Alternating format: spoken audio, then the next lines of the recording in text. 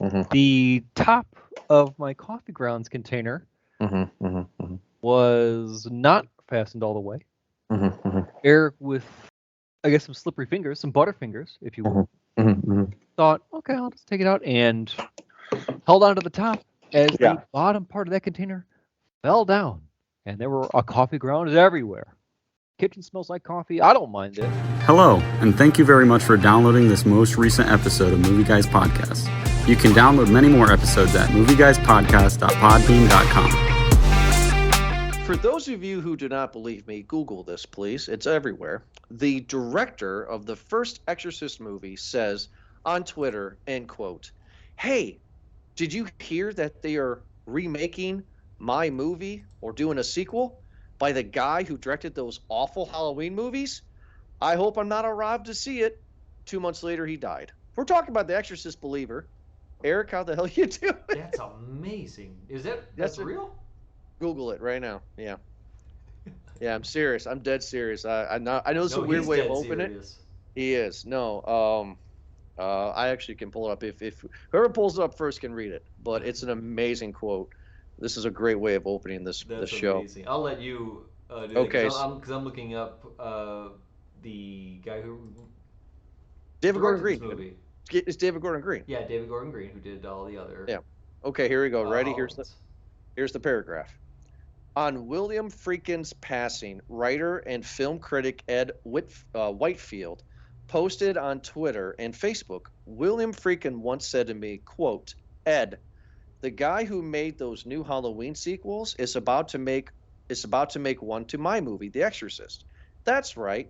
My signature film is about to be extended by the man who made Pineapple Express. I don't want to be around when that happens, but if there's a spirit world and I come back, I plan on possessing David Gordon Green and make his life a living hell." Friedkin actually died 2 months before the movie was released. Amazing. This man is committed. Somebody get David Gordon Green on the phone and ask if he's being haunted. I mean, like, do I show my hand very soon? There is stuff I want to talk about this movie, but this is Angry Jordan this episode. David Gordon Green and Jordan do not mix, and we all know why. Because of what happened with Halloween Ends. You remember that episode? I'm very familiar with that episode. The infamous episode, right? I mean, this guy sucks. So before that, though, he was pretty well into the comedy world, right? Eastbound and Down, right? Vice Principals, Your Highness. So he obviously has a style. Well, it was right in my senior year in college or right after college. Everybody was going nuts off this indie film called George Washington. Yeah. And that was his breakout, if you will. Yeah. So, look, the guy hit it out of the park with the Halloween remake. We all know that, right? Or the Halloween sequel, if you will, the 2018 one. Halloween Kills is actually, I feel, better. But then, Ends, we all know. So, watching this movie, and I'm thinking, man, this is bland. And I Google who the director is, like, oh, this is why I don't like this movie. This is David Gordon Green. This guy sucks. Anything he makes, for the rest of my life, he sucks. He's terrible. I would rather watch all the Fast and Furious movies in order than one of his movies ever again. I'm being serious. This guy's a joke. I did not like Pineapple Express. I'm not going to defend him at all, Jordan. I'm not going to completely maybe agree with you. But yeah, I will, for the most part, go on your ticket there and ride that train, saying that he's not shown the best parts of everything. He seems to be better for TV and not for movies. When Pineapple Express came out, people were hailing it as the greatest stoner movie at all time. And listen, buddy, I am a stoner. Okay, I prefer the Green, most absolutely to everything. It's been more than half my life. And so I've seen a lot of movies, and I've seen a lot of Green. I've seen a lot of mix of both. I know some good movies. How High, one of my favorite movies of all time. I quote the movie front to back. Yeah, I love that one. So when Pineapple Express came out, and they were equating it to like Cheech and Chong, I was pissed. I was furious. I said, no way.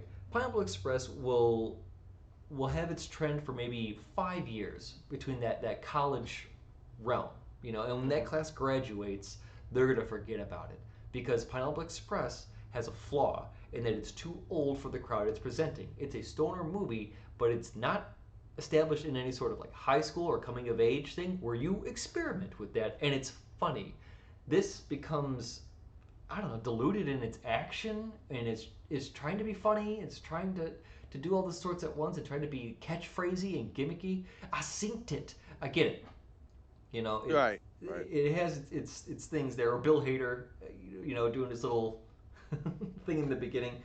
It has its moments, but it is. I would not put it anywhere near as classic. It's just in the category. Same with Your Highness. I would say Your Highness is a better stoner movie than Pineapple Express. I've never seen it, so I will hold you to it. But with Exorcist the Believer, I think this is it. Like David Gordon Green, I think you and I can both agree that Halloween 2018 was a very big success, right? It brought the franchise back from the depths. Jamie Lee Curtis, he brings the old in but introduces the new. You and I are a little different on Halloween Kills, but a little bit mixed on that, but we agreed on Halloween Ends. Right, but then Halloween Ends just destroyed it, and you know how I feel. When it comes to Exorcist the Believer, that's what David Gordon, this is his niche right now. He went from pot stoner movie to I'm going to bring out old hag actresses and remake or tell a new version of a movie that was popular in the 70s. Fine, they've been doing this since the 90s, but like do something else. Now, this doesn't mean that I hate this movie. I'm just saying I hate the guy that's doing this movie. Well, then give some discredit to Danny McBride on that, too, because when you talk David Gordon Green, you're going to have to bring in Danny McBride. Right, who destroyed Alien. I mean, one would argue who destroyed Alien, Ridley Scott or Danny McBride. I mean... That's a good call. There's a lot of things wrong with that movie, Jordan. That's a different episode. That's what we already did it. So yeah, and you can go back and you can listen to that episode. Right.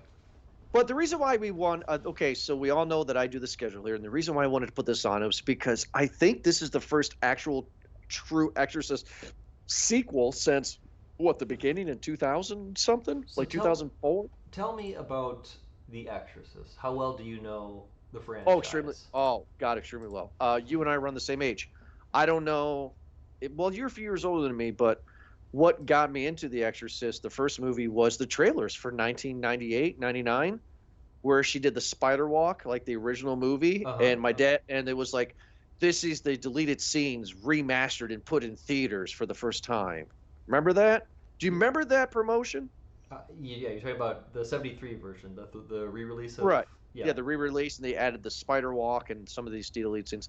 And my dad took me to go see it because he was like, oh, this movie just scared the living hell out of you. Mm-hmm. Again, we all know where I'm going with this. Classic story. I was like, oh, I want to see this. It's 1999. I'm 12.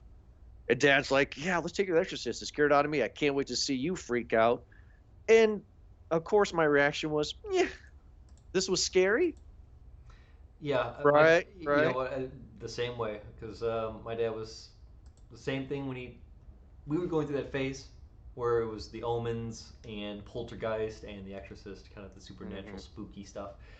And yeah, Exorcist was one of those where watching it, I wanted to turn around and be like, this is the movie that freaked you guys out. This is our Ring, I guess, if you wanted to. Or sure. Paranormal Activity, maybe that kind of came onto it. Yeah, Ring. Yeah, Ring. People were freaked out. People were screaming and scared and crying out of the theater about this and that. Man, times they are changing. The urban legend that I Googled, and it's not true, that theaters were offering vomit bags for moviegoers in '73, just in case if they got sick.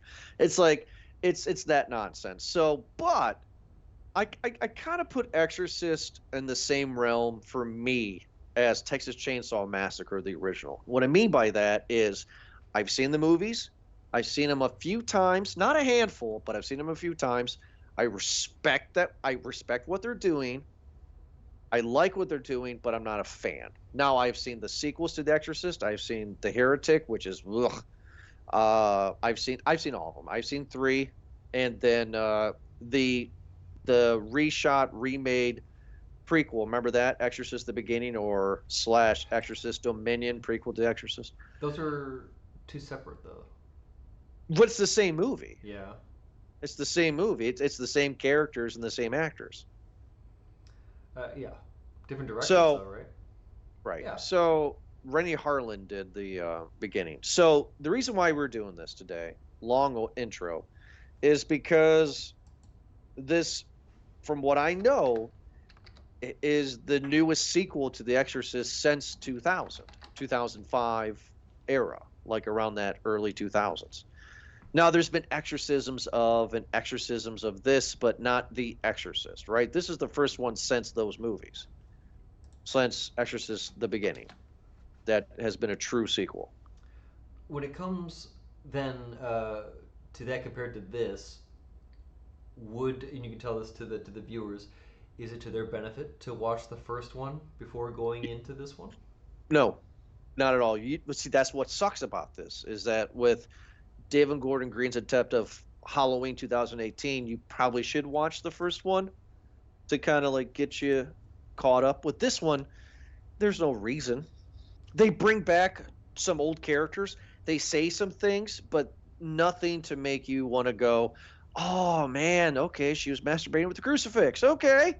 You know what I mean? Like, No, I was looking for it too. Those yeah, little things.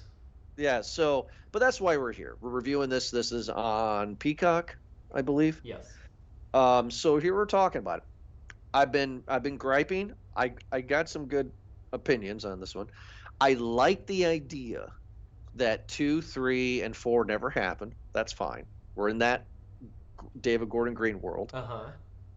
But I do also like that there are 2 victims. There are 2 people, 2 girls being possessed by the demon this time. I think that's kind of a clever idea, to be honest with you.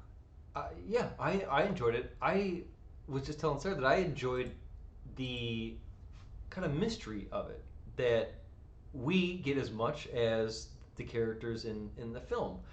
We're watching these girls go into the woods, innocent enough, trying to do some silly little thing.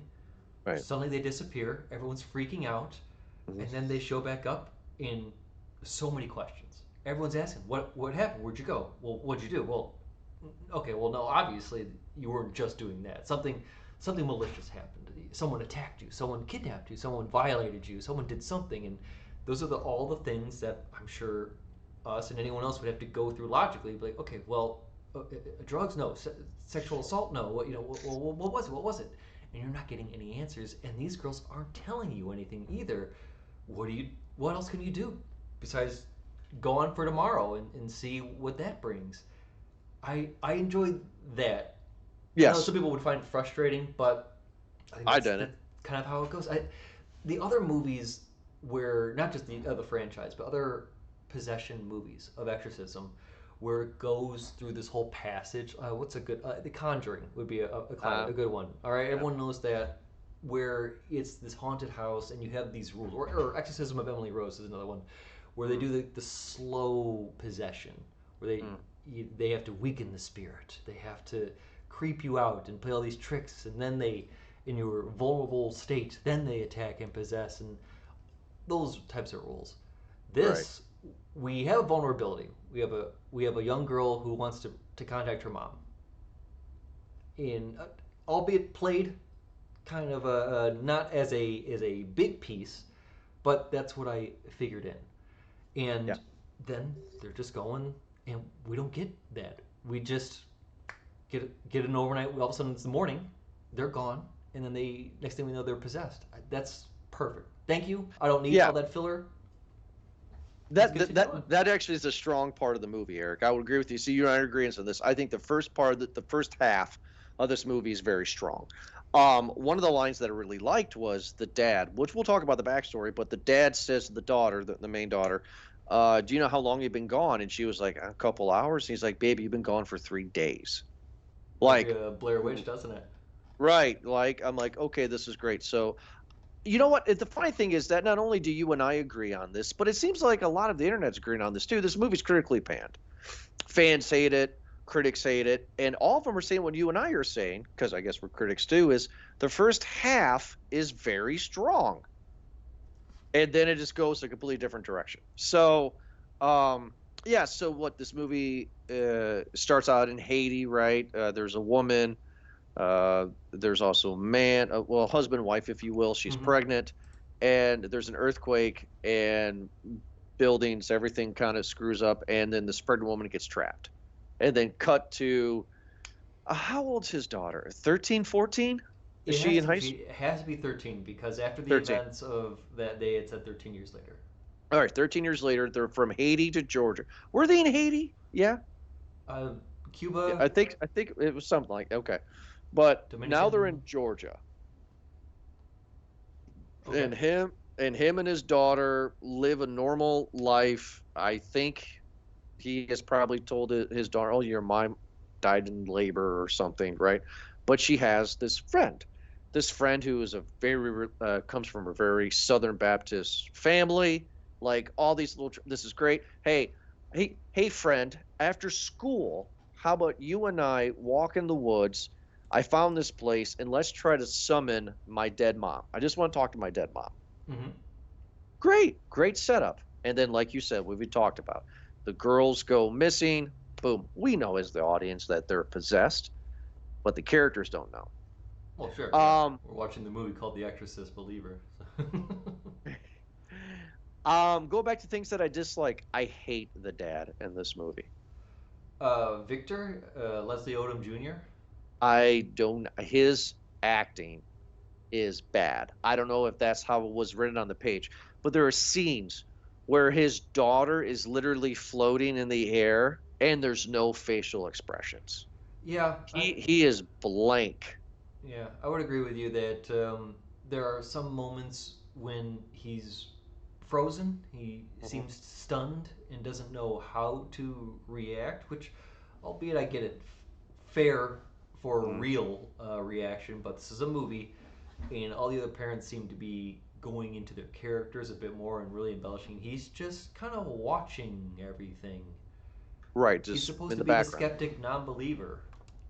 Your daughter's literally saying, anyway, his daughter is saying things she shouldn't be saying in a language, or, the way her face looks, like something's going on.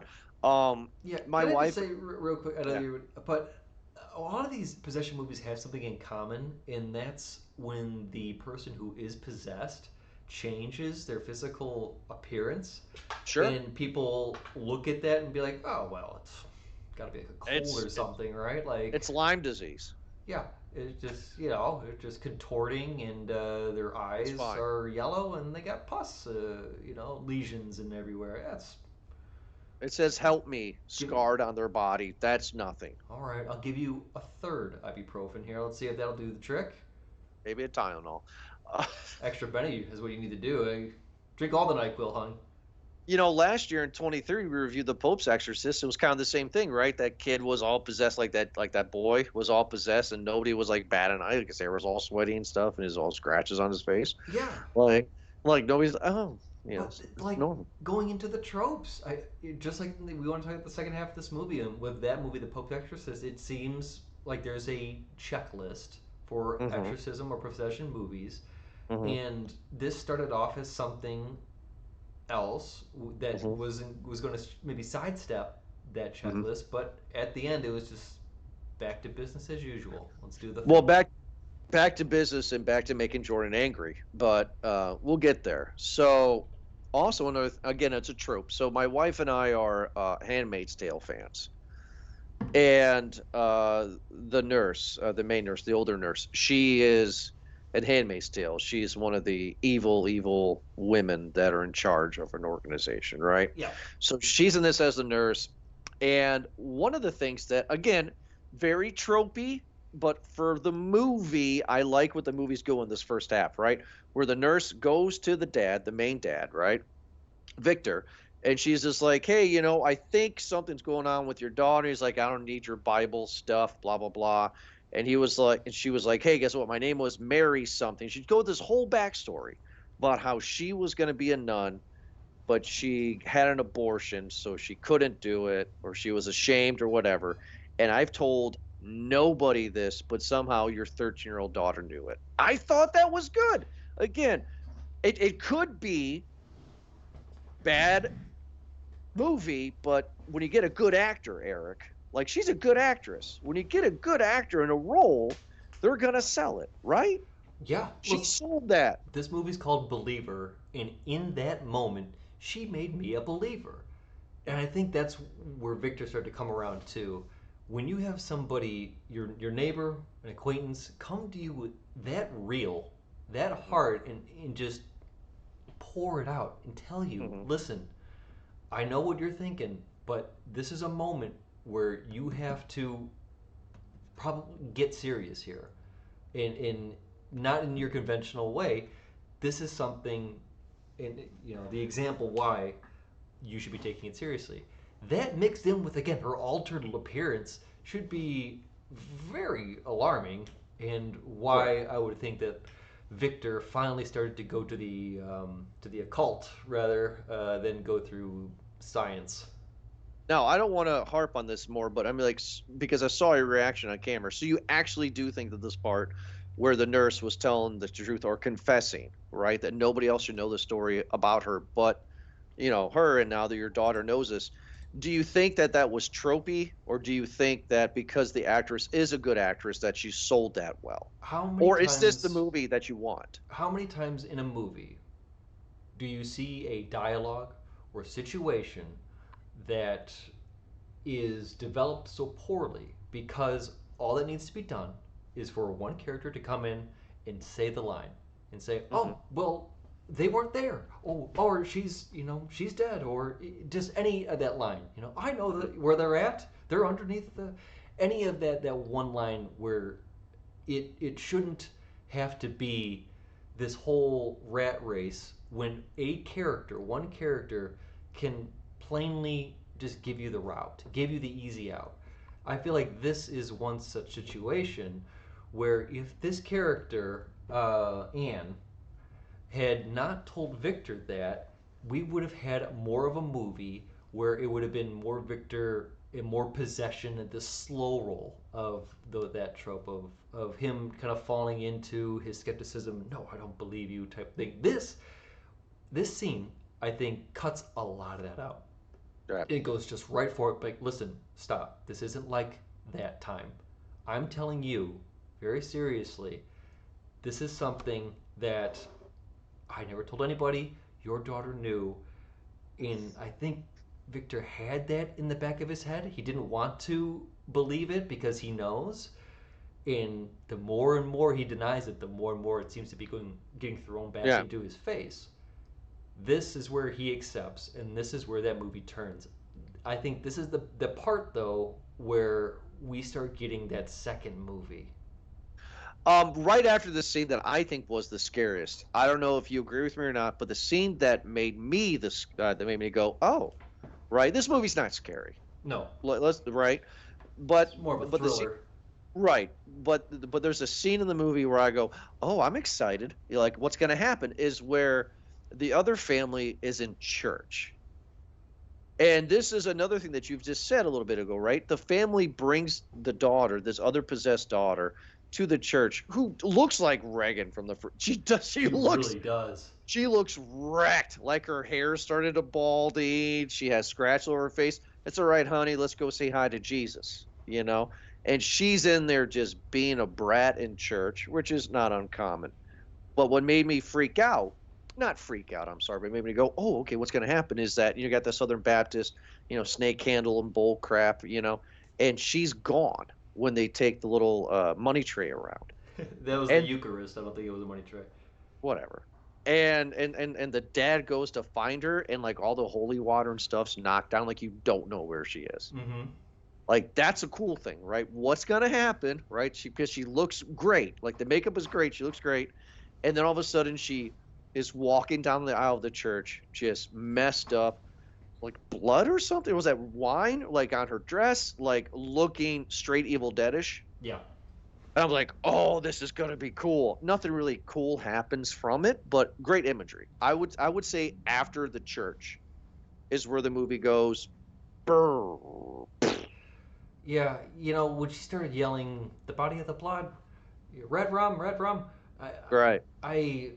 kind of turned off right there, and that's when there wasn't a whole lot to bring me back. Yeah, I almost I was expecting her, because maybe she looked like so much like Reagan, for her to like walk halfway down and then maybe say something and then pee. Yeah.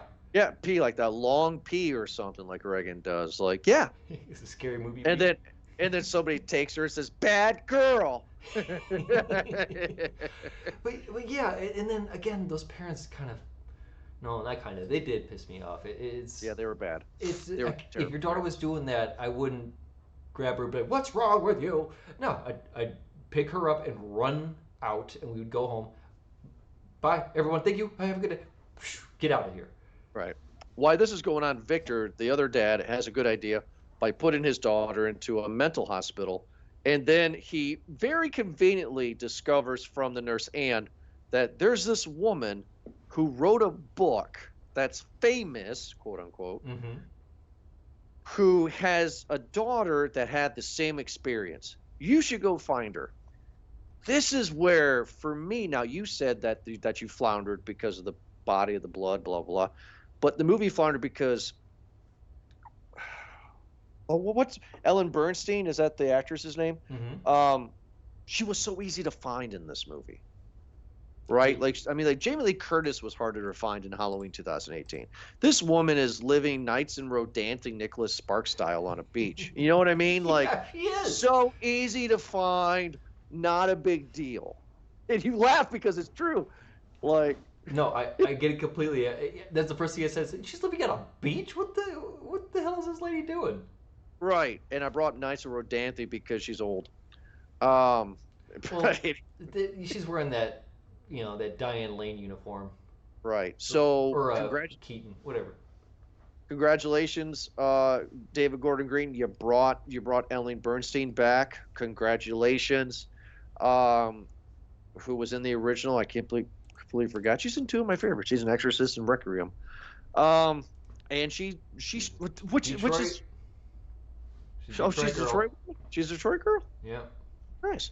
So I have a question. So Victor shows up, knocks on the door.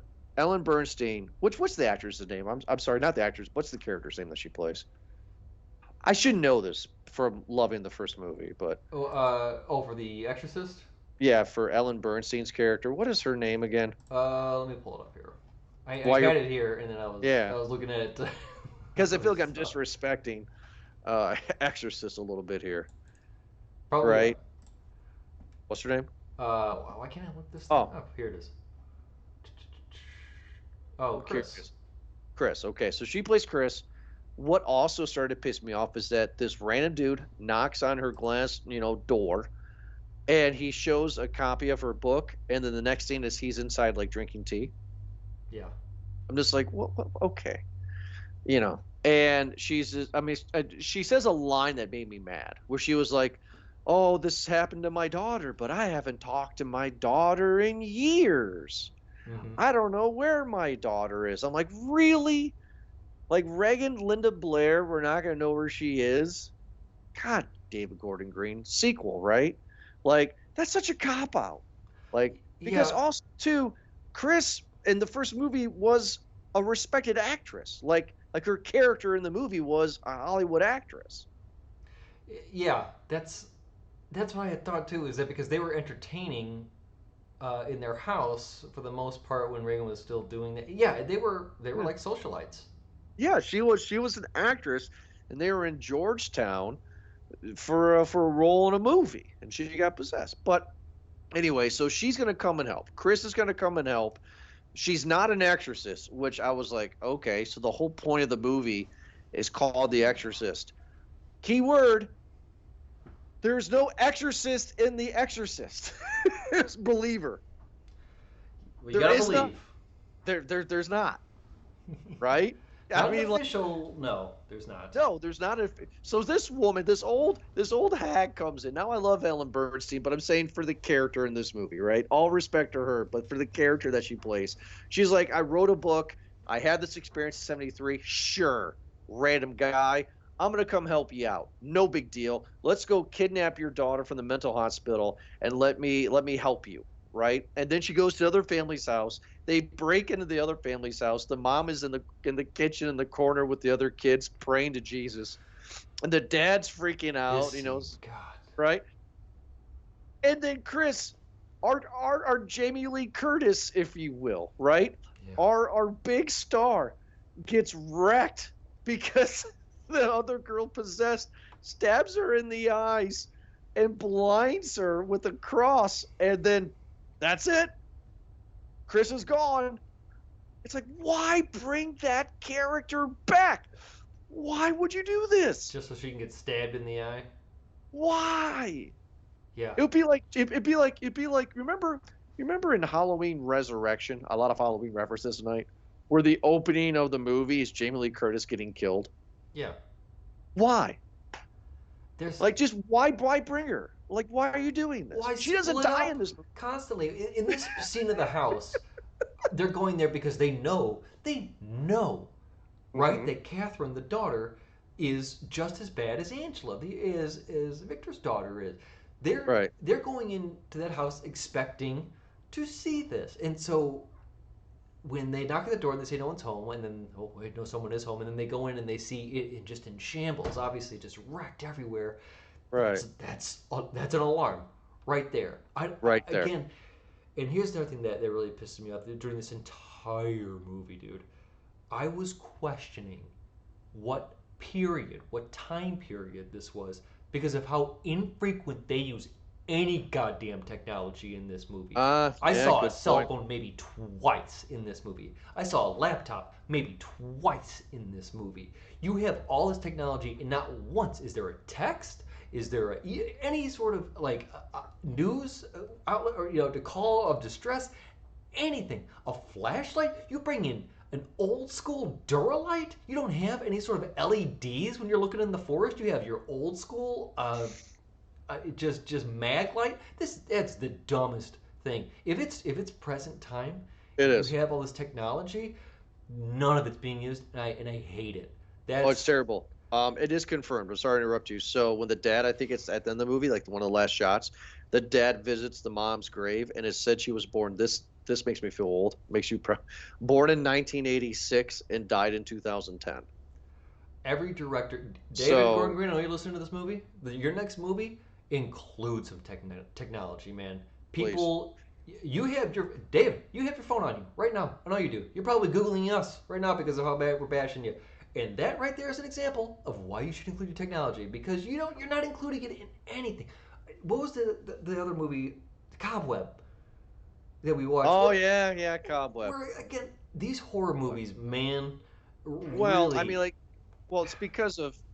it's because of technology that they're kind of handcuffed, right? But you're right. Like, why aren't they texting the daughter? Yeah, these two teenage girls don't have. Would be on Snapchat. Yeah, they would be on Snapchat. They would be talking to each other. Yeah, it's a bothersome detail for me. I don't know why, just because it's in our world, and to pretend like it isn't. Even like the throwaway from Evil Dead or something like that, where it's just like, oh, we don't have any reception out here. Okay, that's at least something. It's at least your throwaway line to where you can excuse the technology. But for something like this in a movie where you are selectively using it for certain scenes, or I don't know, to get an information where you couldn't originally, well, how am I going to find out about this person? I know, I'll click on a YouTube video and I'll watch that twice, and then the next scene will be me going to her house, because that makes sense. So I just have to piece that together, that he watched a YouTube video and was able to just locate this woman and then just go see her. I might be reading too much. No, you're not. Okay, well then thank you. Because you're not. It's because what frustrates me is that also, what kind of demon is this? Because before Ellen Bernstein gets blinded, she goes to the girl's room, and Ellen Bernstein's like, I know you know who I am, and then the little girl gets the all like possessy, waggy tongue stuff, like Scary Movie 2 style. Yeah. And I'm like, oh, is this Pazuzu? Which people that don't know it, I didn't make that word up. Pazuzu is the name of the demon that possessed Reagan in the very first movie. So are they saying this is Pazuzu again? There's a lot of questions on why that line was said. That doesn't make sense. But the demons here, the demons possess the girls. The girls are now fully possessed. Everything that we loved about the first part of the movie is gone out the door. Now we're getting into a possession movie where, oh boy, do they jump the shark. They jump the shark. So these parents, Eric, I'm not the world's greatest. I'm trying like every parent that's our age in the world right now. Mm-hmm. But you have two girls, teenage girls, that look the way they do, that are saying things that they are saying. Kidnap them, take them to a house, and strap them back to back in chairs. Yeah. You have completely lost me at this point. You have lost me. And then you have a Southern Baptist snake handler. You have a voodoo woman, and nobody else who believes. No, they had the pastor. They had who was freaked out, who wouldn't do anything, so he went outside in the car. Well, no, that was the priest. Then that was the priest. Then they had the preacher. They had the Southern Baptist guy. There was the neighbor. Who was the neighbor? Who was the your snake guy who has the tongues and the voodoo lady. But then there was the Joel Osteen looking guy with the tie, and he was from the Catherine and that family's church. His name was Tony, right? It was the dad. Yeah, Tony, and I forgot what the mom's name was. Then we have Anne, who was a great actress. Well, the actress that plays Anne. She's here. It's again. I said this earlier. The movie's called Exorcist, and there's not an exorcist in the movie. No, they try to get it one, but that's even. Yeah, the church would have nothing to do with this. Now, okay, so this is how you would write the movie, right? You would do that first half that will be like and make it a mystery, right? For new audiences, bring that into it, right? But then you got to remind the older audiences, us, for the second half of the movie. So this is where you're like, this is where you get Ellen Bernstein, and you make her like, I don't want to do anything with this. My daughter was crazy, and I don't want to deal with this. And then you go to the church, and they talk about Father Marion, and they talk about the old guy, the old priest, and the young priest, like that whole stuff, right? And you got to bring that stuff into this. Yeah. But they don't do that. What they do, which I don't know if I like or dislike, because the demons won, but it's split up into the two girls. And the demon says, one of the girls is going to die. You have to choose which one doesn't. Essentially, or like they say, the demon's like, you have to choose which one because the other's gonna die. Do I like that? I kind of dig that idea because now you got the introduction of two. Yeah. Do you like that? Yeah, I do like it. Only for the conflict of Victor. It was then revealed that in his distress, when the earthquake happened and his wife died, he was given the choice by the doctors there. Hey, listen, we can't save them both. You have to pick one or the other. You have to pick your wife or the daughter. And he picks his wife. He does, right. Which every guy that's listening to this, me and you included, would argue and say otherwise, but you don't know, right? You don't know in that moment. If it was with possession, if it's with some sort of possession, I would easily just say, take me. Like, if you could, you could have me all you want. You can take those two, or leave those two, but take me. That would be an easier decision for me. But yeah, I'm not gonna make that Sophie's choice. Holy cow! No, it's terrible, right? It's like, that was a great reveal. I mean, like, there are small little great reveals at the end of this, right? Like, there are little things that they needed to. To cut you off, there's another part where again the technology shit again, Jordan, where the father was trying to plead to whatever his congregation or the deity that he was trying to go up to the chain, and say, hey, we need some exorcists, some professionals over here, and they say, oh, well, we've heard you, and we thought about it. We can't. 2023, buddy. Get a goddamn camera, videotape the thing, and record it, and send it. Fly them over. You telling me that you don't have another, like a cardinal or a bishop, someone who's nearby who can maybe check it out? You're just going off of tall tales here, off of what somebody said. Come on, man. Right. Well, I mean, like, also you have more video evidence than the Ghost Adventures has ever had. Yeah. I mean, right at this point, yeah. I mean, like, but it's like they're able to pull security footage from the school, but right. they can't do video of anything else. Right. And see, this is where I'm frustrated, because what is interesting about the very first Exorcist movie, right, is because when you're a young kid, like when we were in the late 90s, and we would say to our dads, mostly not our moms, but our dads, they'd be like, The Exorcist, they're like, oh, that's scary. Like, for the first hour and some minutes of that movie's not scary. No, right? It's building, yeah. Right. It's that last 20 minutes, right? And that's what this movie should have been, because the first half of this movie is that very first movie. You know what I mean? It's a slow build. It's building character. Not great ones, but it's building characters. It's building a world. We're getting immersed into it. But then the movie just completely changes into every single Exorcist, Conjuring movie you can think of. These girls are being possessed. They're floating in air. You know what I mean? They're speaking in tongues and all this stuff. And then, we gotta have a death for some reason. Gotta have a death. So the priest or whatever, the dude that was freaking out in the car, comes in with this purple scarf and his black robe. And he's like, damn you to hell, like that. He finds his courage and he comes in. He finds his courage, praying.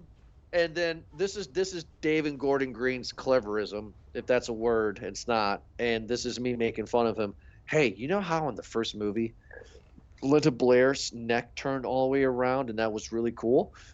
How about we do that again, but let's kill a guy? Yeah. That's exactly what happened, because this priest dude is like, I damn you to hell. And then the friend girl goes, whatever, demon, turns her neck, and the guy's neck is breaking, turning around. It's like, oh, come on. Another Easter egg was when Catherine, I think she threw up or spit up the green on Anne. So another nice little tip of the hat to the first one.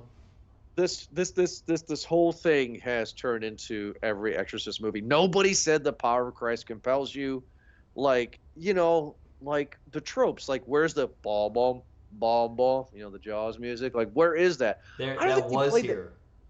The Exorcist score was here. I did hear it. I heard it. I pointed out there was a moment when it was Victor and he was driving down the road somewhere, but it was not the tubular bells that we know classically. It was modernized or faded into the background maybe a bit, but I definitely heard it. It was remade by Juice WRLD. No, yeah, and then of course, the father of the other daughter, not Victor's daughter, he can't take it anymore. He's a wuss, right? Yeah. Which I don't know if you can call him a wuss, right? Because like I was trying to think, well, what I would do in that scenario as a father, because it's like I know that the demon said between the girls, choose, and I'm thinking, okay, if I choose my daughter, then the other one will die. That's sad, but my daughter's with me, right? And he just loses his mind, and he chooses his daughter. He chooses his daughter. The girls snap out of it. But Victor's daughter is the one that survives. When you chose which one who was going to die. And his daughter got sucked into hell. I have an issue. The original Exorcist did not show us hell. Maybe they couldn't do it budget-wise back in the day, but it doesn't matter. They didn't show us because it was whatever. I don't like that the other friend, the girl, A, dies. I think it's a cop-out that she dies. But also, B, I don't like that we see her in a Hellraiser corridor. Yeah. And she's just sitting in a chair going, Mama, Mama, and then gets sucked into a sewer of demons. That was the same corridor when Victor was looking for them originally in the woods. Oh, I didn't get that. Okay, but still doesn't make it better though. Yeah. So were they saying that the girls were trapped there the whole time? Was that what they were? Is that what they're saying? Maybe not the whole time, but maybe is that originally where they were? Maybe there's a part where you could probably go back to watch it. I'm not in any interest to go back to watch this movie to get that detail.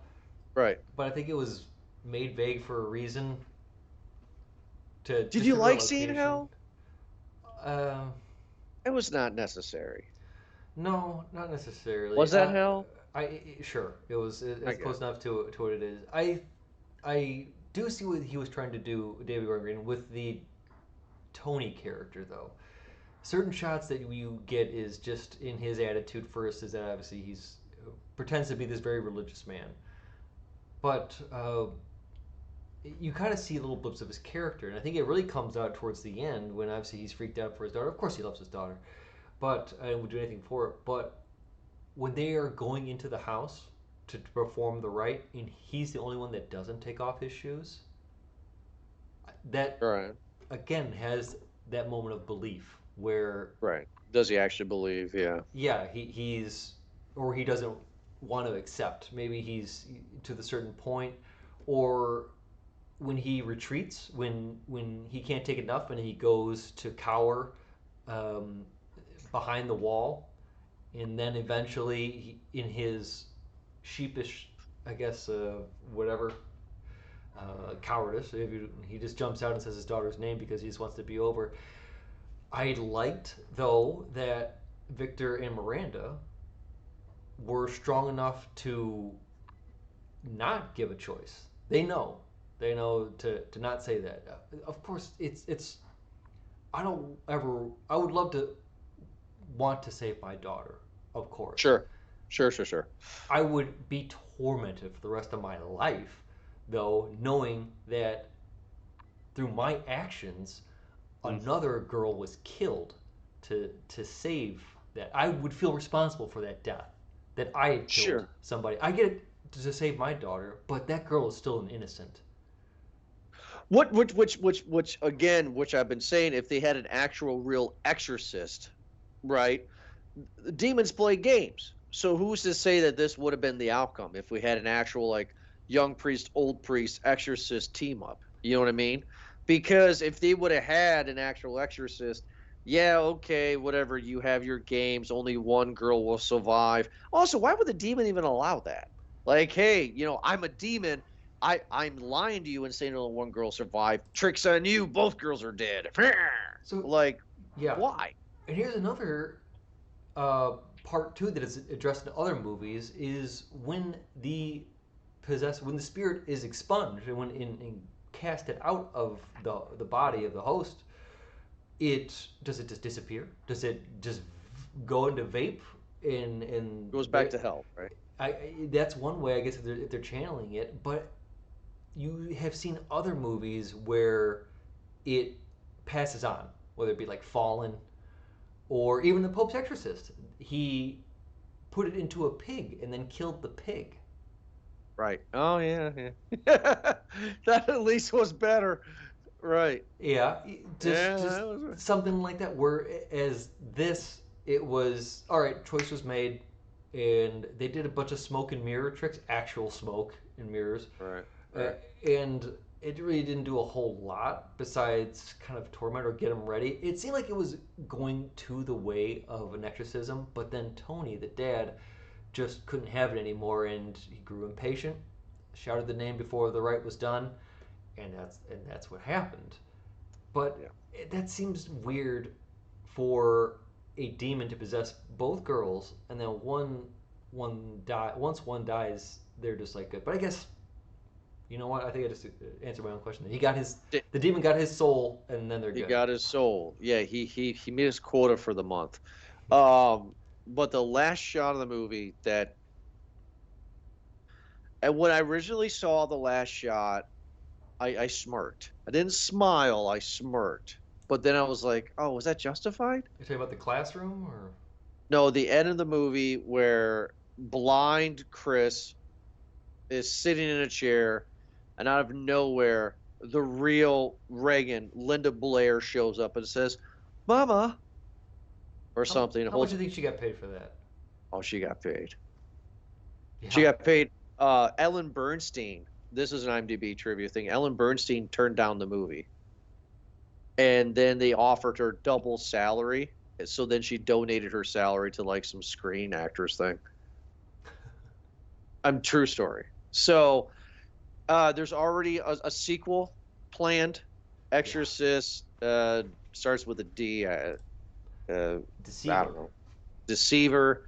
Let's see if that happens. I mean, this movie's critically panned, and we're in that boat, right? Yeah. I mean, we are in that boat. This movie is not Halloween 2018.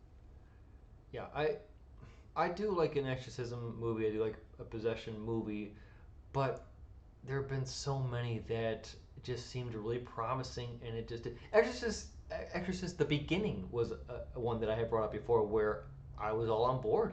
It seemed like it was going pretty good. I get it. They're in a foreign land, like what are they, like Israel or Jordan or something like that. And there's that scientist, Skarsgård, who is going around and finding the gargoyle statue and piecing it all together and getting the history. I like it. But then the ending happened where it was just like, I don't know, what, a chaos, like earthquake or storm or something like that. Well, then a woman was possessed. Yeah, at the end, like she was possessed the entire time. Yeah, and it was just like, God, man, this is. And then many other movies do the same thing. Haunting in Massachusetts, Conjuring 2 and 3, The Rite, if you remember that one. What was the first person haunting one where they want to interview an old woman that has dementia, but is like a snake witch, and she like hinges her jaw at the end and she tries to eat somebody whole. That was another one that had a great mystery that turned out to be crap at the end because of the jump scares. You know what I'm talking about? Maybe is it? I think I know the clip that you're talking about, but again, right. We have seen a lot of movies. We've seen a lot. We've seen a lot. So this is where, if you are a talented director, Requiem? Is it just Requiem? Not for a Dream. Just no, I don't believe so. No, they went to go interview. It's a point of view movie, found footage movie, where they want to interview dementia patients, and this dementia woman was possessed by some snake demon. And of course, we all know the clip, YouTube, TikTok, where she unhinges her jaw and half a woman's in her mouth until they shoot her. It's again, doesn't matter. Sure. But if you were David Gordon Green, if you were talented at all, which you're clearly not, you would have found a way to not be the stereotype that Exorcist has created, right? Because now it's just a stereotype. How is this any different than Scary Movie 2 at this point? Really? I mean, I'm saying it's true though, right? I mean, like the movie was serious. They made all these other movies. They became parodies, and now this movie's following the stereotypes that's following the parodies. As you're saying this, and as we were talking about it, are we giving the original Exorcist then 73 a lot more credit then for what it has done? Yes. Just because this movie there's a group. There is almost like a group of they're in the circle and they're doing it. Whereas Exorcist, it's the two fathers, it's the two priests. They're doing it, and one, Denny, is like horribly haunted, right? I mean, by his mom, and he's the non-believer in this. He was having a crisis of faith even before this, and Father Karras in that movie was the experience. He was the light that you looked for. Okay, give me the answer, please, because I don't know what's going on here. And then when you see his questioning, his dismay, you're just going, oh man, this is a bit more. That movie is not as horrific as it is suspenseful and thrilling. Same with this one. Whereas other movies, exorcism movies, possession movies, tend to go more for that horror, for the jump scare, like Conjuring, right? Like Exorcism of Emily Rose. And The Witch, You know, Yeah. is probably another good one. Jeez, there's a lot of movies, man. The Nun. Yeah. You know, we can keep on going all day. Right, all day we can go on this stuff. The Pope's Exorcist, we reviewed it. Season of the Witch. Season of the Witch. Halloween 3, okay. Go on. The greatest Halloween movie that's not a Halloween movie. Yeah, so I really think we're tiptoeing here on the popcorn ratings. Does this deserve a no bag or a small bag, right? It's definitely better than Halloween 3, which David Gordon Green's Halloween 3, so it's definitely not a bag of kernels. But I'm struggling still right now as I'm talking with the review of what do I give this. I was hoping maybe in this review can change my mind, but I mean, I don't know. I don't want to be so harsh and say it's a no bag. No, this is a small for sure. It's definitely a small bag. Yeah, I don't know though, Eric, because are we ever gonna see this again? Are we ever gonna go back and say this is a part of the Exorcist saga? Or are we just saying that Exorcist ends with Exorcist at the beginning, right? I mean, does this add anything new to the franchise? Does this do anything new? It really doesn't. How about this? I will give it a small bag because the first half. The first half is what I was wanting for an Exorcist movie. When you get an Exorcist movie, it's kind of like a Godfather movie, right? What I mean by that is, like, you watch Godfather 1 and 2. 3 doesn't count. And the movie drags, and it's slow, and nothing happens, right? Until the last 20 minutes. Mm-hmm. And you're all excited. You're like, yeah, this is great. Kind of opposite here for that. I just wish that David Gordon Green would stop directing. I don't think he's a good director. I don't. And the reason why I say it is because this is not a personal thing. It's just that, he's just following the same tropes as what he did with the Halloween 2018 movie. Right? I mean, what's next? He's going to do Friday the 13th? Come up with something else your own. There's something... I agree halfway with you, just like you do with this movie. In right. that David Gordon Green, I wonder, again, if it's not him so much, it's the people around him. I'm not a fan of Danny McBride in the horror sense so much. I understand that he has an eye for it and he knows what it is. I was never really particularly a fan of his humor either. It's kind of that what I call hilarigance, where being this cocky kind of a-hole type of person that nobody really takes seriously, and because no one takes you seriously, that's why it's funny. For someone to come in with a big old beer belly gut and be, man, I'm the greatest athlete of all time type of thing. That's funny because just by your appearance, we can tell that you are not. But he's very genuine in his delivery, and he thinks it's something else. So I think that those two guys are making movies like this for themselves, and they're not really kind of putting in, or again, they're trying to appease someone else here. This movie did have things going for it. Those two girls, I thought, were great. They did a fantastic job with it. I agree that Leslie Odom Jr. was the Victor, was not as charismatic in his delivery for most, but at the same part, he's supposed to be playing this skeptic father who really doesn't know what to do next. I don't know how else to play that, but you're right. There are a lot of moments where it seemed like his freezing took over instead of fighting or fleeing. And he just stood there while his daughter was flying. He just stood there. And then, of course, my arguments about the technology in this movie. I, again, could have easily felt that this movie was in the 80s or the 70s without having anyone tell me, until I saw a computer or a cell phone. And I was like, oh, well, all right. The fashion. Even the girls were dressing like they were... Why couldn't this be in the 80s? Why couldn't this be 1974? That would have been, I think, a bit more authentic, just because there's that part where you are disconnected. We're in a world right now where, again, you are a phone call, a text, a Google away from most anything. Sure. Back then, it's you send a letter in the mail and you gotta wait.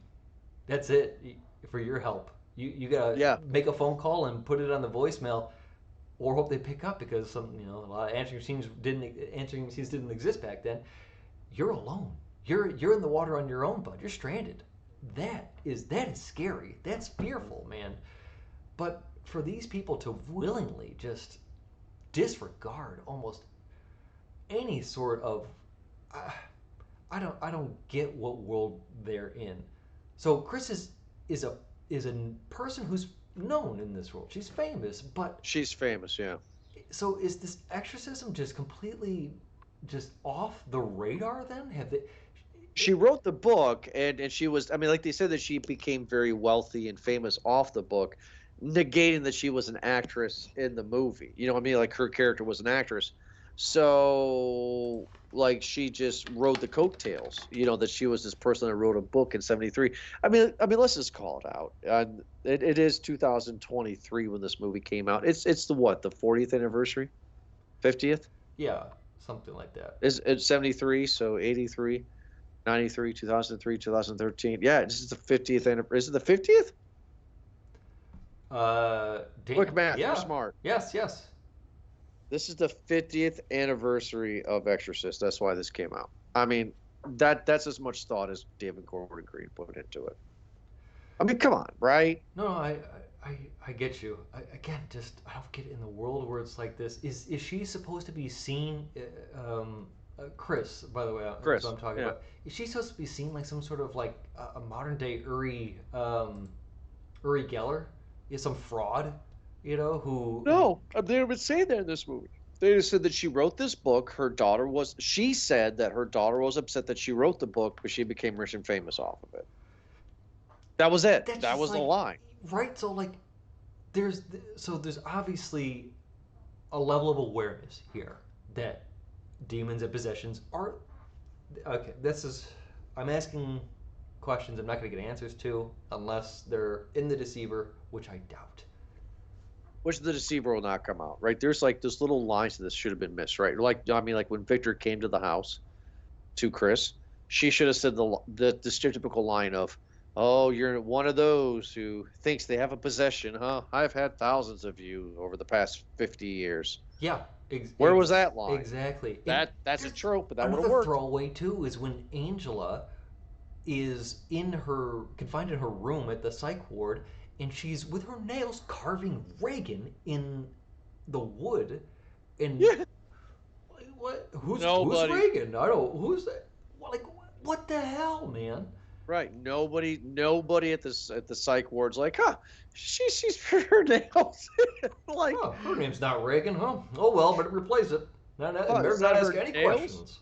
Her nails are full enough. It doesn't say "help me" on her back. It doesn't matter. That's just it's just frustrating. You want hell of a flu, yeah. The movie should have been like 5 years after the first one in story, right? That's what it should have been. Well, I mean, okay, so I give it a small. You didn't officially say. Are you officially saying a small as well? I'm officially saying a small. Like, obviously, there's something there for the people if they want to. I think it's better than some possession movies, but again, this is one of those where, small is one of those where we don't think it's worth it, but again, if you're a fan of it, you can go ahead and check it out. It's a fine movie, dude. The runtime 150. This is a date movie. I mean, honestly, this is why we reviewed it, right? Because movie guys, we have this history, Exorcist. There's an Exorcist movie called The Exorcist. We're going to see it, right? I mean, so, yeah, small for me, small for you, right, Eric? Not surprising. I don't know if it was going to be a bag of kernels for you. I don't know if you were Children of the Corn mad. No. I think that there are other exorcism movies or possession movies that are far worse than this one. This one was fine. It wasn't great, and I wouldn't call it good. It was entertaining. I completed it. I understand that, but those gripes that I have it really bothers me more than I want it to. Something like The Conjuring. I really do love that movie because it plays to the theme. It plays to its time. You're stranded in that house, and it has a good story. It has a lot of good jump scares, and that creepy part. It builds tension. I like that. This movie, it had moments where it was doing that, and then there were parts where it felt like I don't know. I really just don't know what happened there. Right. Well, I mean, that concludes our review for Exorcist Believer, right? I mean, Eric and I both give it a small. If you're a fan of the franchise, check it out. If you're a casual watch, I don't waste your time. Maybe watch Pope Exorcist. Maybe that was a better movie. I don't know. Maybe watch the original. Maybe watch that one instead. But thank you, everybody, for listening to this most recent episode of Movie Guys Podcast. Check us out at movieguys.podbean.com, or, of course, download all of our episodes on any platform that you have. Thank you so much. We'll be back next Thursday for another awesome episode. Eric, thank you so much for joining me. Have a good night.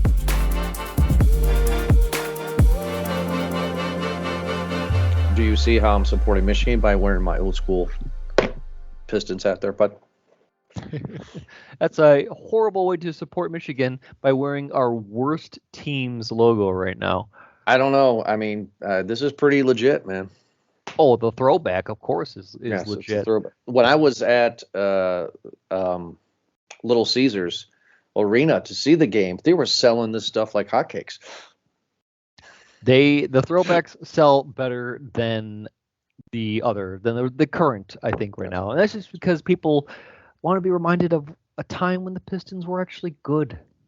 Yeah. What do you think of my drinking glass here?